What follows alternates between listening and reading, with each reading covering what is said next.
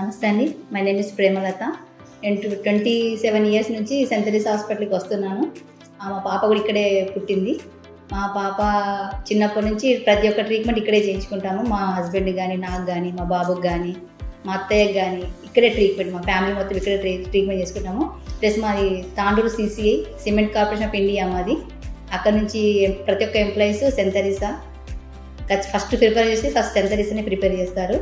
అందుకని మాకు ఇక్కడ మేనేజ్మెంట్స్ కానీ, డాక్టర్స్ కానీ మాకు ఫ్రెండ్లీగా ఇక్కడ అందరూ వస్తూ ఉన్నట్టు మాకు అలవాటు అయిపోయారు. మేనేజ్మెంట్స్ కానీ, కస్టమర్స్ కానీ, తర్వాత ఎవరు మన సెక్యూరిటీస్ కానీ బాగా పరిచయం అండి ఇక్కడ మాకు.